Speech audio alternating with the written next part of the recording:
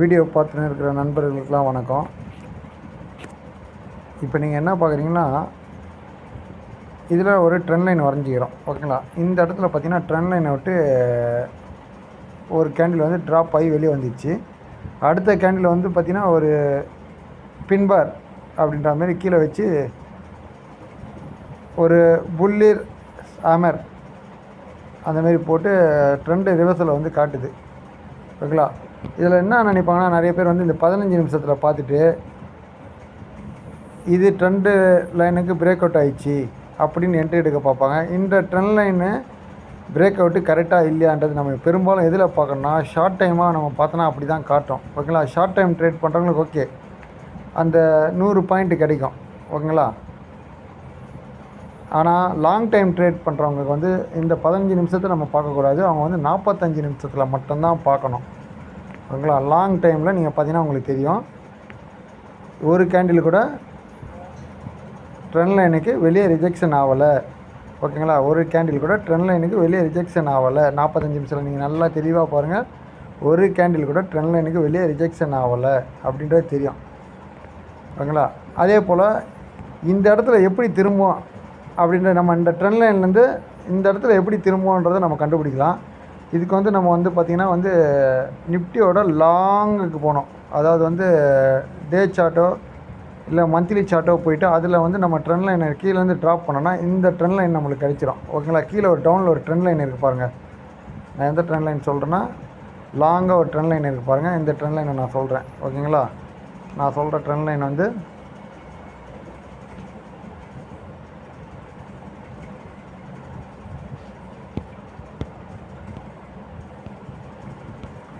இந்த ட்ரெண்ட் லைனை சொல்கிறேன். ஓகேங்களா? இப்போ இந்த ட்ரெண்ட் லைனில் இதாகிடுச்சு. இப்போ இந்த ட்ரெண்ட் லைன்லேருந்து எப்படி திரும்ப போகிறான், எந்த ட்ரெண்ட் லைனில் அவன் சப்போர்ட் எடுக்க பார்ப்பான் அப்படின்றத நம்மளால் கண்டுபிடிக்க முடியும். இப்போ மேலே ஒரு ட்ரெண்ட் லைன் நம்ம வரைஞ்சிட்டோம். கீழே ஏற்கனவே வந்து மந்த்லியோ இல்லை டே கணக்கில் வச்சு நம்ம ஒரு ட்ரெண்ட் லைனை போட்டோம்.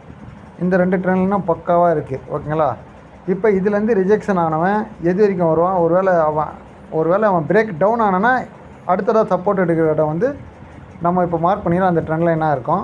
இல்லைனா இதில் எப்படி அவன் பாதியில் திரும்புவான்றது தான் இப்போ நம்ம பார்க்க போகிறோம். ஓகேங்களா? இந்த பாதியில் திரும்புகிற இடத்த வந்து நம்ம எப்படி கண்டுபிடிக்குதுன்னா, அதுக்கு வந்து பெப்பட் ரீட்ரேஸ்மெண்ட்டுன்னு ஒன்று இருக்குது. ஓகேங்களா?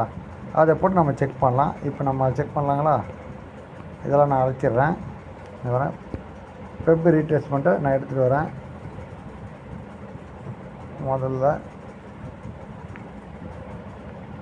எனக்கு எந்த இடத்துல பிரேக் அவுட் ஆகுதோ அந்த இடத்துல வந்து வச்சிடுறேன். ஓகேங்களா?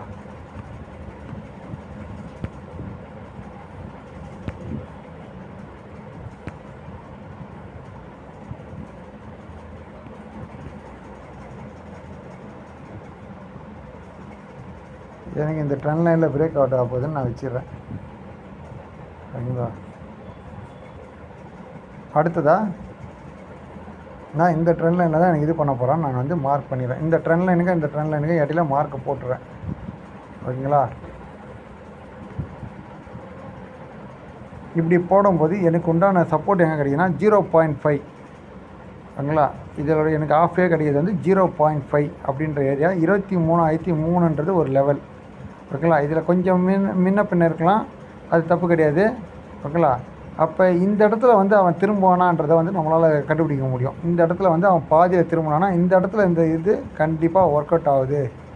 அப்போ இந்த இடத்துல அவன் வந்து சப்போர்ட் எடுத்துட்டான் அப்படின்றத நம்மளால் இது பண்ண முடியும், ஒரு கன்ஃபார்ம் பண்ணிக்க முடியும். ஓகேங்களா? அந்த இடத்துல நம்ம வந்து என்ன பண்ணலான்னா, இந்த 23, ஓகேங்களா, 23,003 அப்படின்னு 3,050 காசு போட்டுக்கிறீங்களா, 23,003 ரூபா 50 காசை ஸ்டாப் லாஸாக போட்டுட்டு, ஓகேங்களா, இந்த கிட்ட வந்த பிறகு இதில் பாதி கிட்ட வரும்போது நம்ம 23,003 ரூபா 5 காசு, ஓகேங்களா, 5 காசோ 50 காசோ இதை வந்து எஸ்எல்லாக போட்டுட்டு நம்ம இந்த இடத்துல வந்து பக்கத்தில் வரும்போது கண்டிப்பாக எடுக்கலாம்.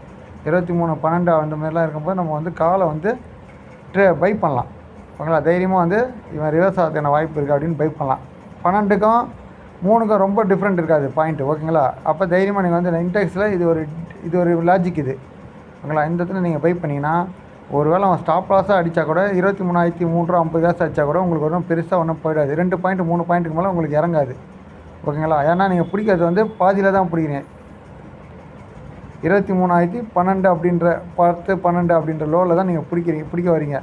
ஓகேங்களா? இந்த 3 நீங்கள் லோவாக வச்சிட்டிங்கன்னா அதை அவன் திரும்புகிறவனாக இருந்தால் ட்ரெண்டு மாறுதுன்னும் போது அவன் வந்து உங்கள் ஸ்டாப் லாஸை அன் பண்ண மாட்டான். அப்போ இந்த பெருசாக மூவ் ஆகிற இந்த மூவிங் வந்து உங்களுக்கு கிடைக்கும், இமிடியேட்டாக கிடைக்கும். ஓகேங்களா? இந்த ஃபோக் பிரேக் டவுன்லேருந்து மேலே பாருங்கள், நல்ல ஒரு ட்ரெண்டு போயிட்டு அருமையாக பிரேக் அவுட் ஆகி கரெக்டாக பாருங்கள் 45 மினிட்ஸில் எத்தனை கேண்டில் வெளியே போய்க்கிறான் பாருங்கள். இதுதான் வந்து உண்மையான பிரேக் அவுட்டு. ஓகேங்களா? இப்போதைக்கு இவன் ஒரு 2 லைனாவது 3 லைனாவது கண்டிப்பாக போவான். அதிகபட்சம் பார்த்திங்கன்னா இப்போதைக்கு இவன் இருக்கிற மார்க்கிங் பிரகாரம் பார்த்திங்கன்னா கூட 23,838 ரூபான்றது கிஃப்ட் நிஃப்டியோட லெவலு. இதை வந்து அவன் ரீச் பண்ணதுக்கு பார்ப்பான். ஓகேங்களா? இல்லையா? அதுக்கப்புறம் அதுக்கும் மேலே போனான்னா இவன் இங்கே ஒரு ஆர்டர் பிளாக் இருக்குது பாருங்கள். இந்த ஆர்டர் பிளாக் வரைக்கும் போகிறதுக்கான வாய்ப்பும் இருக்கும். 24,585. ஒரு வேளை போர் அதெல்லாம் வந்து இப்போதைக்கு தற்காலிகமாக நாங்கள் வந்து போரில் ஈடுபட மாட்டோம், இப்போதைக்கு வந்து போரை வந்து தற்காலிகமாக நிறுத்தி வைக்கிறோம் அப்படின்னு ஒரு அறிவிப்பு வந்ததுன்னா கண்டிப்பாக வந்து அடுத்ததாக அவன் போகிற லெவல் வந்து இந்த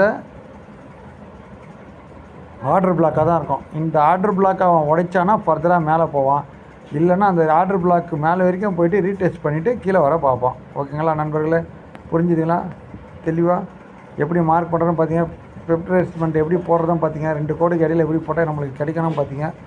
ஓகே, நன்றி, தேங்க்யூ.